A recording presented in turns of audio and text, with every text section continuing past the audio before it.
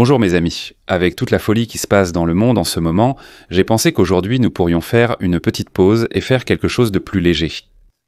Aujourd'hui nous allons plonger dans le monde des emblèmes bistrom militaires estoniens. Je vais examiner les différents insignes d'unité, les évaluer et bien sûr vous raconter les histoires qui se cachent derrière eux. Parce que ces symboles ne sont pas seulement de jolis motifs, ils portent en eux l'histoire, la tradition et l'esprit guerrier. Alors prenez un verre, installez-vous confortablement et allons-y. Au fait, ces emblèmes que vous voyez derrière moi, ce ne sont pas des emblèmes militaires. Non, ce n'est pas très difficile à deviner, mais ce sont des emblèmes de campagne caritative menée pour les forces armées ukrainiennes. Et j'en ai réalisé beaucoup, et vous avez fait des dons à beaucoup d'entre elles. Mais aujourd'hui, nous allons parler des vrais emblèmes militaires estoniens, des emblèmes de l'armée, des emblèmes de bataillon. Avant tout. L'un d'eux, j'y ai fait mon service. Commençons par celui-là. Voici l'emblème de la division estonienne. La division estonienne n'a été rétablie que depuis le début de l'invasion de l'Ukraine, en 2022. Cependant, cet emblème de division vient de l'époque de la guerre d'indépendance estonienne. À la fin de la guerre, il y avait en tout 4 divisions et pour chacune d'elles, l'emblème était simplement le chiffre romain sur un fond doré. La première division opérait dans le nord de l'Estonie. Elle a été créée à partir des unités estoniennes qui ont combattu pendant la Première Guerre mondiale dans l'armée de l'Empire russe. S'il y a une autre guerre en Estonie, ils ressusciteront sûrement les autres divisions aussi, mais pour l'instant, celle-ci était la seule division que nous ayons. Oui, vous avez bien entendu, nous n'avons qu'une seule division, même si je comprends cela.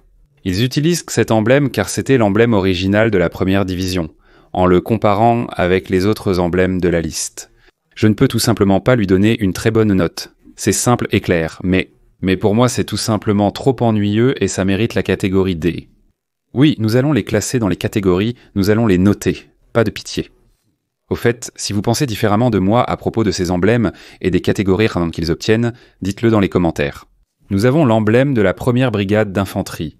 Cet emblème appartient à la première brigade d'infanterie, l'une des 2 brigades des forces de défense estoniennes. Et encore une fois, vous avez bien entendu, nous avons 2 brigades, c'est tout. Cette brigade est chargée de la défense du nord de l'Estonie, et son quartier général se trouve dans la ville de Taupa. Ce qui soit dit en passant, coïncidence ou non, signifie « tuer » en estonien. Oui, Taupa veut dire « tuer ». Et c'est une ville où nous avons le plus de bases militaires, point final en Estonie. Je ne pense pas que ce soit une coïncidence. Cette unité est la plus ancienne de l'armée estonienne car son ancêtre a été créé en 1917 en tant qu'unité nationale estonienne de l'Empire russe. L'insigne lui-même a été créé après la guerre d'indépendance. La partie inférieure du bouclier est noire, représentant la surface de l'Estonie. La partie supérieure est bleue, représentant le ciel dans lequel brille le soleil de la liberté. Ça sonne très américain, mais nous avons aussi le soleil de la liberté ici en Estonie. L'insigne symbolise la force, le courage et la bravoure désintéressée des fils du peuple estonien ainsi que le vol puissant de l'aigle du Nord. Mince, ça sonne tellement américain, mais non, c'est un écusson entièrement estonien. C'est un emblème correct, rien de trop extravagant, il est bien conçu, mais comparé à l'emblème de la 2e brigade d'infanterie. Oh, ça c'est très épicé. Je le trouve un peu faible, donc pour moi c'est un solide bas de tableau. Cet emblème va certainement rendre tous mes spectateurs américains vraiment heureux. Ceci est l'emblème du bataillon des éclaireurs, la seule unité militaire entièrement professionnelle en Estonie. Ce sont les gars qui ont combattu aux côtés des forces américaines en Afghanistan et en Irak. Donc vous avez probablement vu ces emblèmes si vous avez combattu, si vous êtes un vétéran de ces 2 guerres. L'unité elle-même a ses racines aux États-Unis. Le créateur de l'unité était un homme d'affaires estonien et passionné de scoutisme en Amérique. Lorsque la guerre d'indépendance a commencé, il a décidé de revenir en Estonie et de créer une unité militaire volontaire, financée par lui-même, afin d'aider à défendre l'Estonie. L'emblème de l'unité a été créé en 1918 par le fondateur du bataillon des scouts. Il a eu l'idée de l'emblème grâce à une unité militaire américaine aux États-Unis.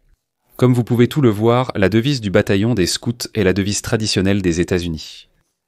De plusieurs, un seul, l'étoile en haut ici est également censée représenter les étoiles du drapeau américain. C'est un emblème solide, avec de belles couleurs et des lignes claires. Est-ce que cela inspire la peur à nos ennemis ? Peut-être pas, mais c'est professionnel et ça donne l'impression que nous ferons le travail. Donc, pour tous mes abonnés américains, celui-ci ira dans la catégorie A. Maintenant, nous avons l'emblème du bataillon Collab.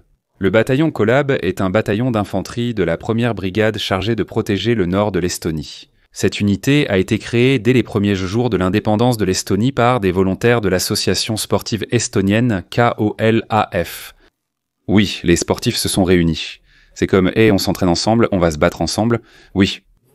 C'était l'un des principaux clubs promouvant la culture et l'indépendance estonienne à l'époque de l'Empire russe. Il a participé à de nombreuses batailles pendant la guerre d'indépendance et a été rétabli en 1992 après l'occupation soviétique. Au fait, les dernières troupes soviétiques ont quitté l'Estonie, et il y en avait des dizaines de milliers à l'époque, pourtant elles sont quand même parties. 1994. La plupart de ces unités dont je parle ont été rétablies en 91, 92 et 93. Donc il y a eu un moment où toutes ces unités existaient tantôt en Estonie, des unités militaires estoniennes en même temps que les troupes soviétiques. Coexistaient ici. Des temps étranges. Les années 90 ici étaient après représentées par l'emblème dérivé du symbole de l'association sportive estonienne. Cela montre que le Kalev Lastemalev, le prédécesseur du bataillon d'infanterie Kalev, a été formé à partir des membres de l'association sportive Kalev. Essayez de le dire. Que vous veniez d'Europe, d'Amérique ou d'où que vous veniez, essayez de le dire. On ne peut pas faire plus estonien que ça. Les 12 étoiles en haut de l'emblème symbolisent les 11 comtés estoniens et les Estoniens vivant hors d'Estonie. Actuellement, il y a 15 comtés en Estonie, car 5 nouveaux comtés ont été créés et l'un d'eux est actuellement occupé par la Russie. Je ne plaisante pas, vous avez bien entendu, actuellement occupé par la Russie, une partie de l'Estonie. C'est la réalité dans laquelle nous vivons. C'est vraiment une très belle insigne et l'histoire qu'elle raconte est assez magnifique. Sur la façon dont ces personnes, qui croyaient en l'idée de l'Estonie comme pays libre, ont non seulement créé une association pour la promouvoir, mais aussi une force de combat pour la défendre. En parlant de l'emblème lui-même, je dois dire qu'il est plutôt simple, surtout comparé aux autres. Je pense que je dois le mettre dans la catégorie B, là où nous en arrivons maintenant. Emblème du bataillon Virou de la première brigade d'infanterie, le bataillon est un frère du bataillon Kolab. Comme chaque année, l'un ou l'autre est formé, ils sont également tous deux destinés à défendre la frontière nord-est de l'Estonie. Le prédécesseur historique du bataillon Viru est le 4e régiment d'infanterie. Créé en 1917, cette unité a combattu lors de la toute première bataille de la guerre d'indépendance estonienne, en défendant Narva. Après l'occupation soviétique, il a été dissous en 1992. Le bataillon d'infanterie Viru a été recréé dans la ville de Jõhvi. Tu viens d'Europe, d'Amérique ou d'Australie, Essaye de dire ceci, Jõhvi. On ne peut pas faire plus estonien que ça, même si cette ville compte beaucoup de Russes, le nom reste très estonien. Cet emblème a été basé sur le drapeau remis au bataillon en 1928 par la ville de Narva. En 2012, le bataillon d'infanterie de Viru a officiellement adopté cet emblème. L'emblème utilise les mêmes symboles que le drapeau. Selon celui-ci, l'aigle avec l'épée représente la force de l'unité, prête à combattre et à défendre la patrie et sa liberté. La liberté c'était représentée ici par le soleil levant. Contrairement au bouclier tenu par l'aigle sur le drapeau, l'emblème est simplifié. Le chiffre 4 sur le bouclier représente le prédécesseur historique du bataillon d'infanterie de Viru, le 4e régiment. Dans les années 90, le bataillon de Viru portait un emblème similaire à l'emblème actuel de la 2e brigade d'infanterie. Je dois dire que changer les emblèmes, c'était une grosse erreur. Celui-ci n'a tout simplement pas d'impact. J'ai plusieurs emblèmes différents avec des aigles dans la liste, et celui-ci, à mon avis, est le plus faible du lot. L'unité a une histoire vraiment géniale, tu sais, les premiers à entrer, les derniers à sortir, mais ça ne leur rend pas justice. Donc pour moi, c'est du niveau D. Maintenant, on arrive à l'emblème du commandement et du bataillon des transmissions. Ce bataillon est responsable des communications dans l'armée estonienne. Ce bataillon a été créé en 1918 et, après la guerre d'indépendance, il a été chargé de défendre l'indépendance de l'Estonie lors de la tentative de coup d'État de 1924. En 1940, ce fut la seule unité de toute l'armée estonienne à avoir résisté à la prise de contrôle de l'Estonie par l'Union soviétique. Oui, si vous ne le saviez pas, alors malheureusement, le dictateur de l'Estonie de l'époque, Konstantin Betz, a vendu l'Estonie à l'Union soviétique et a permis aux troupes de marcher sans qu'un seul coup de feu ne soit tiré. Mais cette unité fut la seule à riposter pendant la bataille de la rue de Fer. Ils ont combattu de leur propre initiative contre les tentatives de l'armée rouge de les désarmer, tuant environ 10 occupants. Donc ce furent les seules 10 pertes de toute l'armée soviétique. Lors de l'occupation de l'Estonie. En 1993, l'unité a été rétablie et fait maintenant partie de la division des historiens. Les flèches devant le blason du bataillon de commandement et de transmission symbolisent l'électricité, tandis que les étoiles au-dessus de la tête représentent différents types de communication. Téléphone, télégraphe, radio, équipement de signalisation, facteurs et chiens de communication. Bien sûr, certains de ces moyens sont clairement dépassés aujourd'hui. Cet emblème provient du drapeau du bataillon qui a été créé en 1928. Pendant toute l'occupation soviétique, l'épouse d'un officier a tout risqué pour protéger ce drapeau. Après l'exécution de son mari en 1941, elle a cousu le drapeau dans un oreiller et l'a gardé caché pendant des décennies. Ce n'est qu'en 1998. Je vous rappelle, 4 ans après le départ des dernières troupes soviétiques d'Estonie, lorsqu'elle était certaine que l'Estonie resterait libre, qu'elle l'a révélé au monde. Honnêtement, à première vue, cela ressemble beaucoup à l'emblème du bataillon Viru, mais j'aime celui-ci un peu plus. Les éclairs lui donnent plus de caractère. Je pense aussi que l'aigle convient mieux au commandement et aux communications qu'à l'infanterie de première ligne. Cela reste un niveau C. Maintenant, on arrive aux parties intéressantes. Tu es prêt ? Parce que je vous présente l'emblème du bataillon d'infanterie Kouparianov. Ceci fait partie du bataillon de la 2e brigade d'infanterie. Le quartier général se trouve à la base militaire de Tara. Viru encore, vous, Européens ou Américains, essayez de prononcer Tara et Viru. Kouparianov agit comme un bataillon d'entraînement d'infanterie qui forme tous les bataillons d'infanterie de la 2e brigade d'infanterie. À ce jour, il est considéré comme ayant un moral particulièrement élevé et le plus grand nombre de volontaires. Moi-même, je me suis entraîné dans ce bataillon et j'ai été formé pour devenir un fantassin de pure souche. Je mangeais des crayons comme un fou, en perdant mes points de quotient intellectuel. Mais ce n'était pas censé arriver. Et maintenant, je fais partie d'une autre branche de l'armée que je ne peux pas préciser ici. Cette unité a été formée pendant la guerre d'indépendance par Julius Kouparianov. Vous voyez où je veux en venir, vous qui venez d'Europe, vous qui venez d'Amérique, essayez de dire Julius Kouparianov, vous n'y arriverez pas. Elle a été formée par Julius Kouparianov en tant qu'unité de partisans. Elle était composée au départ de seulement 37 hommes, principalement des lycéens. Elle est ensuite devenue une unité de 600 hommes et a combattu lors des batailles contre les forces soviétiques et allemandes. Ils ont affronté les deux forces et leur ont botté les fesses. Elle a été nommée le bataillon Kouparianov, d'après Julius Kouparianov, qui est mort au combat à seulement 24 ans.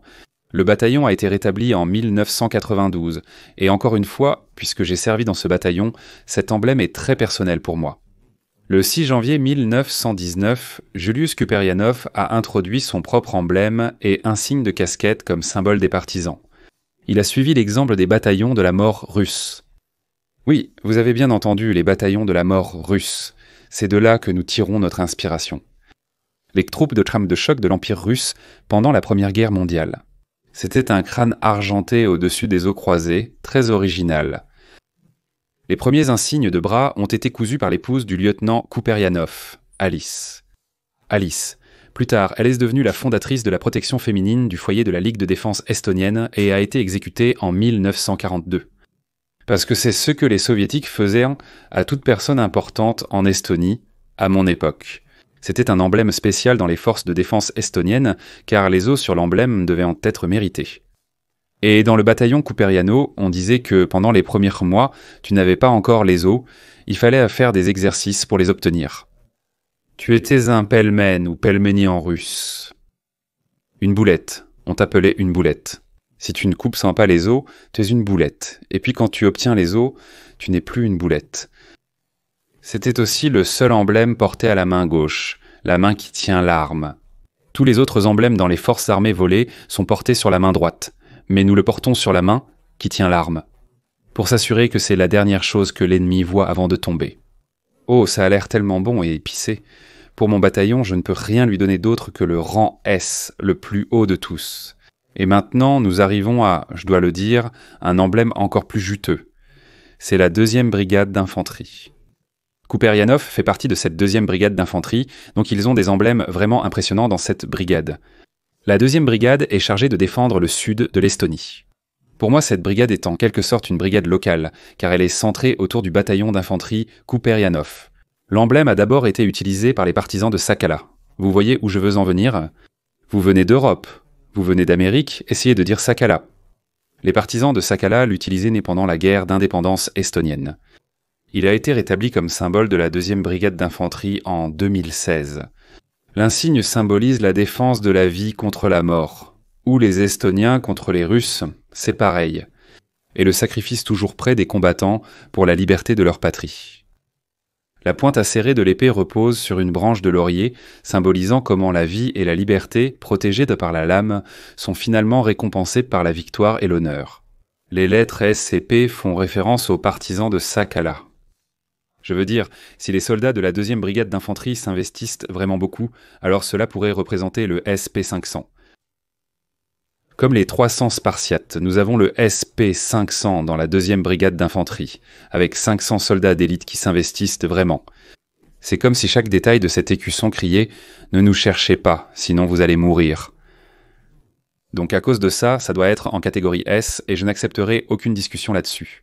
Mais maintenant, c'est au tour de l'emblème du bataillon de défense aérienne d'Estonie. Ils font partie de la 1re brigade d'infanterie. Une unité spéciale de défense aérienne a été formée pour la première fois en 1928 en tant que partie de l'armée de l'air estonienne. Elle a été recréée en tant que bataillon indépendant en 1992. Pendant les 4 premières années qui ont suivi, ils n'avaient en fait aucune arme de défense aérienne parce que c'était les années 90. Et où allions-nous trouver des armes de défense aérienne dans les années 90 ? L'Estonie montre bien à quel point les premières années de la réindépendance ont été difficiles pour l'Estonie et ses forces de défense. L'emblème du bataillon est essentiellement un bouclier classique avec une tête d'aigle et 3 flèches. Le bouclier représente un aigle du nord stylisé, tourné vers la droite. Symbolisant la domination et la protection de l'espace aérien, les 3 flèches pointant vers le haut représentent les 3 composantes essentielles de la défense aérienne, la force, la direction et la vitesse. Dans le contexte de la plupart des emblèmes, celui-ci est assez récent. Je pense qu'il est plutôt correct. Il possède le même aigle nordique que beaucoup d'autres, mais il est présenté d'une manière plus intéressante. Aussi pour la défense aérienne, il est beaucoup plus logique d'avoir un aigle sur son insigne. Peut-être un jour. Je vais également évaluer le nouvel emblème du bataillon de défense aérienne de la 2e brigade d'infanterie. Celui-ci est objectivement une version bien plus cool de celui-là. Celui-ci cependant va aller dans la catégorie C. Je pense que c'est assez facile à deviner. Quel est cet emblème? Bien sûr, c'est l'emblème du bataillon d'artillerie, plus précisément le bataillon d'artillerie de la 1re brigade, le prédécesseur du bataillon d'artillerie. Le premier groupe d'artillerie estonien a été fondé en 1918. L'unité a été rétablie en tant que groupe d'artillerie en 1998. Au début, ils utilisaient des canons de l'époque de la Seconde Guerre mondiale offerts par la Finlande, mais aujourd'hui, toutes les unités utilisent des obusiers automoteurs tout neufs. Les canons de la Corée du Sud.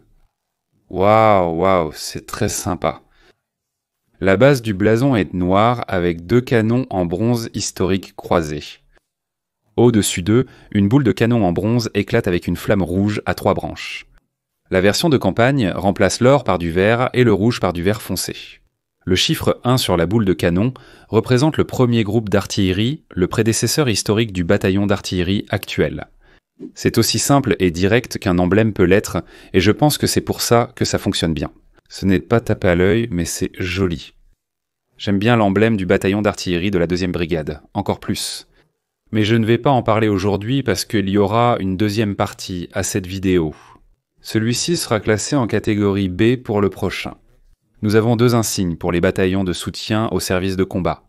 Le premier ici, c'est le bataillon compagnie de soutien et de service d'OTAN de la 1re brigade d'infanterie, et l'autre est celui de la 2e brigade d'infanterie. Cette unité a été créée pour la première fois en 1917, soit une année entière avant l'indépendance de l'Estonie. Donc on peut dire qu'ils ont été créés dans l'Empire russe, même ainsi. Elle n'a été recréée qu'en 2009, lorsqu'elle a été séparée du bataillon logistique. L'image de la tête de cheval est associée au transport, à l'approvisionnement et au service, et c'est aussi un symbole de persévérance, de fiabilité, de durabilité, de sagesse et d'optimisme. La roue dentée brillante du cheval met en avant la fonction de réparation et d'entretien de l'unité. L'emblème a été introduit en 2012. C'est vraiment un design cool, la tête de cheval convient parfaitement au bataillon de soutien, donc je vais le placer solidement en catégorie B. Je pense que ça pourrait être un A ici si les couleurs étaient plus contrastées et s'accordaient mieux ensemble. Et maintenant, on passe au deuxième, qui est le bataillon compagnie de soutien et de service pour la 2e brigade d'infanterie. Cette unité n'a été créée qu'en 2014, donc c'est l'une des unités les plus récentes des forces de défense estoniennes. La surface de l'emblème du bataillon de soutien au combat de la 2e brigade d'infanterie indique la complexité de la logistique. L'emblème du bataillon de soutien au combat combine l'argent noir de l'emblème du bataillon d'infanterie Kuperjanov et y ajoute du rouge. La croix marque un maillon d'une chaîne logistique qui doit rester ininterrompue et continue. L'entrelacement de l'épée et du carré indique le lien important entre la logistique et le combat. Celui-ci a de meilleures couleurs que l'autre emblème, mais j'aimais beaucoup le cheval, donc je pense que je vais les mettre tous les deux dans le niveau B.